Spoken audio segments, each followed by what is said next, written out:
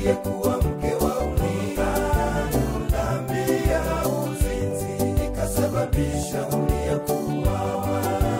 Dhambi ya uzinzi ikasababisha Uria kuuawa. Ndipo kawaka tamaa kwa mwanamke yule aliyekuwa mke wa Uria.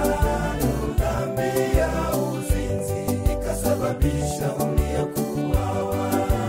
Dhambi ya uzinzi ikasababisha Uria kuuawa. Na ndipo Daudi kaandika waraka kwa mkuu wa majeshi kumuhusu Uria, ampange mbele wakati wa vita apate kuuawa.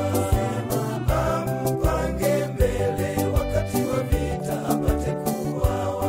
Wakati mwingine ulistahili kifo sababu ya dhambi yako uliyotenda, lakini kwa sababu ya damu ya Yesu akafa yule mwenye haki. Wakati mwingine ulistahili kifo sababu ya dhambi yako uliyotenda, lakini kwa sababu ya damu ya Yesu akafa yule mwenye haki.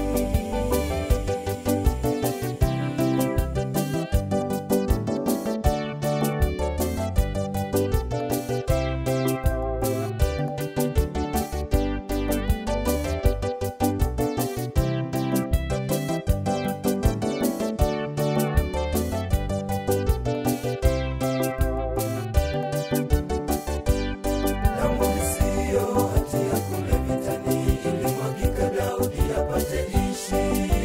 Ni huzuni kwa kifo chake Uria. Damu isiyo hatia kule vitani ilimwagika Daudi apate ishi. Ni huzuni kwa kifo chake Uria.